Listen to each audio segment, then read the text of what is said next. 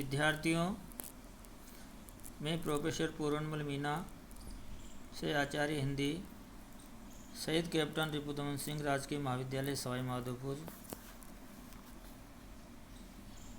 विद्यार्थियों, आज हम बीए पार्ट थर्ड सी हिंदी साहित्य के प्रथम प्रश्न पत्र के बारे में चर्चा करेंगे, जो आधुनिक कविता से जुड़ा हुआ है।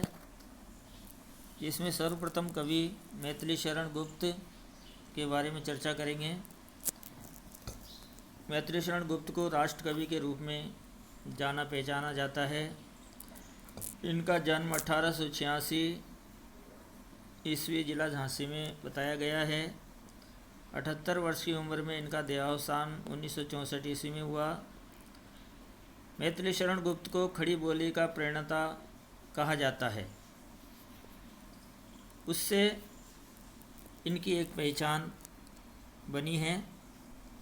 आचार्य महावीर प्रसाद द्विवेदी के साहित्य में सर्वप्रथम इन्होंने सरस्वती पत्रिका, जो महावीर प्रसाद द्विवेदी द्वारा निकाली गई थी, उसमें इन्होंने अपना लेखन कार्य प्रारंभ किया। और सर्वप्रथम इनकी जो रचना थी भारत भारती,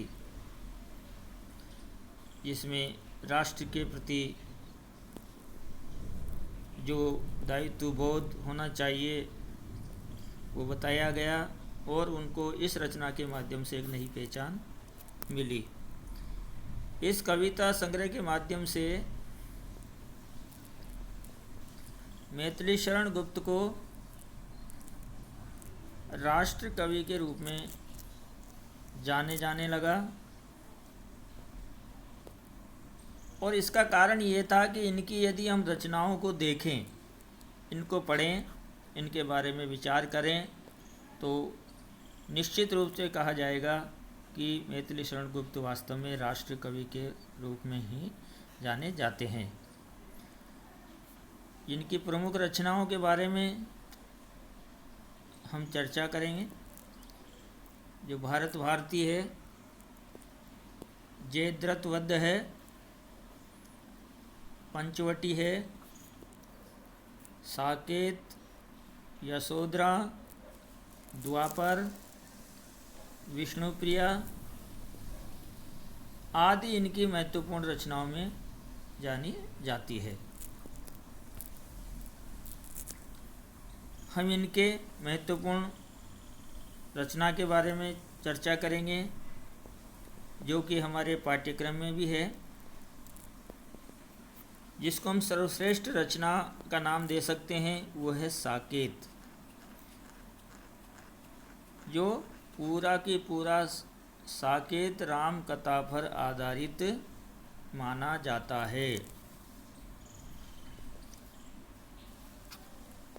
इसमें कवि मैथिली शरण गुप्त ने जो नारी पात्र है साकेत की, उर्मिला जिसको जाना जाता है, जो लक्ष्मण की पत्नी के रूप में, पूरी संपूर्ण रामायण में उर्मिला का जो चरित्र है उसको साकेत में स्पष्ट किया गया है। उर्मिला को त्याग की मूर्ति के रूप में सुशोभित किया गया है और नारी के प्रति जो त्याग की भावना है, जो त्याग की मूर्ति कहा जाता है नारी को, उसको ये रचना चरितार्थ करती है। और इसीलिए आधुनिक काव्य में साकेत को बात करें तो ये महाकाव्य के रूप में भी इसको माना जाता है। दूसरी रचना यशोधरा, जिसमें विष्णुप्रिया, जिसके बारे में कहा जाता है कि विष्णुप्रिया उपेक्षित नारी थी। नारी की उपेक्षा की जाती थी, उसकी प्रताड़ना की जाती थी, उसको भोग्य के रूप में जाना जाता था, अनेक यातनाएं प्रदान की जाती थी। नारी की गरिमा प्रदान करने के लिए मैथिली शरण गुप्त ने अपने काव्य में नारी के प्रति श्रद्धा निष्ठा की बात की है। मैथिली शरण गुप्त ने अपने, चाहे वो खंड काव्य हो चाहे महाकाव्य हो की बात करें, उन्होंने सभी में भाव प्रदान गीतों की रचना की है। इतना ही नहीं, मैथिली शरण गुप्त भारतीय संस्कृति के उसके पोषक, उसके उपासक माने जाते हैं। यह इनकी महत्वपूर्ण विशेषता भी है, क्योंकि इन्होंने स्वतंत्रता आंदोलन के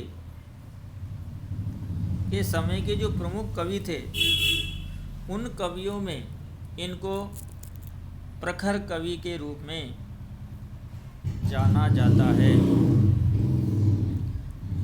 इसीलिए भारत सरकार ने इन्हें राज्यसभा के लिए भी मनोनीत सदस्य बनाया है।